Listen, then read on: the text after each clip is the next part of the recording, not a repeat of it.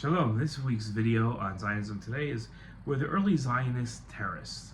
Now, what's the difference between Palestinians, who Zionists regularly accuse of being terrorists and terrorist supporters, and early Zionists who used violence to fight the British and the Arabs before the founding of the State of Israel? This is an important question to answer, not because Zionists must defend themselves, but because Zionists need to understand if their movement is a violent and immoral movement by nature. If early Zionists, the founders of our state, and an Israeli prime minister were all violent and immoral terrorists, it should cause Zionists pause about their movement and their cause. Menachem Begin was the leader of the Irgun, a paramilitary force that existed before the founding of the state. It carried out attacks against the British and the Arabs of Palestine.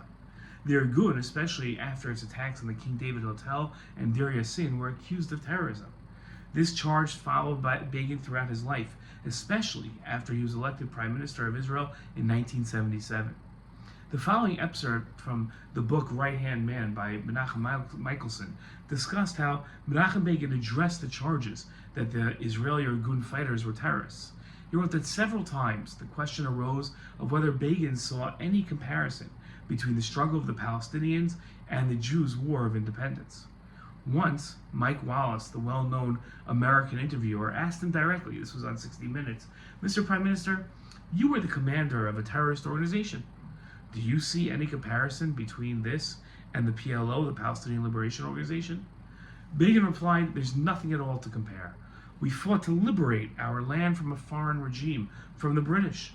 They want to wipe us off the face of the earth and take our land from us because this land is ours. We threw out the British because the land is ours. What do the Arabs want? To throw us out of our land. There's no comparison between the PLO or any group of murderers of theirs. Another issue is the method of battle," Begin said. "They kill every man, woman, and child, whereas we do everything to avoid harming civilians. True, sometimes disasters happen and civilians were hurt, but this was not part of our battle tactics." Prime Minister Begin's answer won't satisfy everyone. His first answer is predicated on the position that the entire land of Israel is the Jewish homeland and doesn't belong to the Palestinians. Therefore, Jews fighting for the land are fighting for their land. Palestinians have no right to the land, and their efforts to fight the Jews isn't a fight for their land, but rather to throw the Jews out of their land. If a person takes a different position and maintains that Palestinians have a right to the land of Israel just as much as Jews do, Begin's answer won't come close to explaining how early Zionists were justified in their attacks against the British and the Arabs. It's important to note, Zionists don't have to accept the premise of their enemies that the land of Israel isn't theirs, and Palestinians too have a right to the land. Zionists don't have to answer the charges of their enemies, and Begin's first answer is perfectly acceptable. Other people disagreeing with the Zionist position that the entire land belongs exclusively to the Jews doesn't obligate Zionists to change their position, entertain an opposite opinion, simply to answer an accusation. Now, Begin's first answer is perfectly acceptable to a Zionist.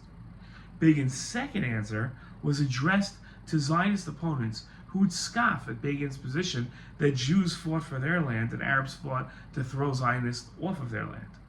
Begin's focus on Arab tactics of taking no prisoners and murdering everyone, irrespective of whether they are a woman or a child, non-combatant, combatant, was directed at those who maintained both Jews and Palestinian fighters were justified in their cause.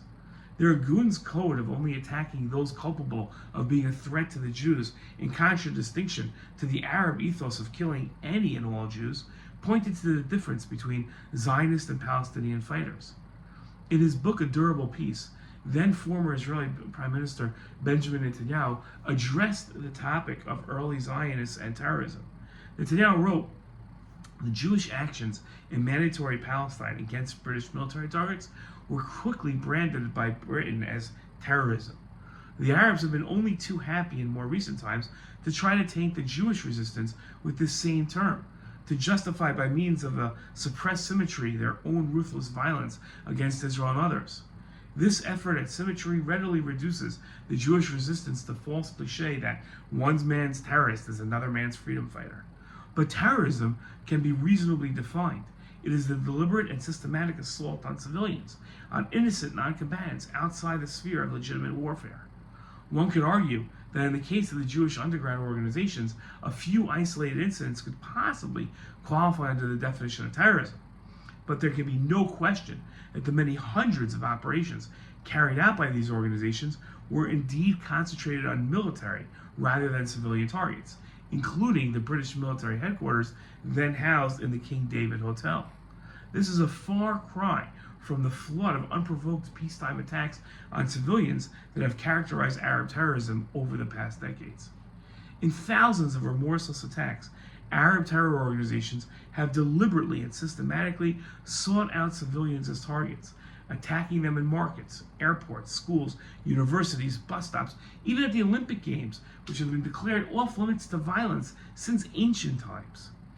The Irgun and other Zionist fighters were just in their struggle to win freedom for the Jewish state. The land of Israel is the ancient Jewish homeland. The Jewish people spent thousands of years pining to return to their homeland and never gave up claim to the land. British and Arab forces who violently denied the Jews the opportunity to return to their land had no right to prevent the Jewish people's return and open themselves to the same violence they were perpetrating against the early Zionists.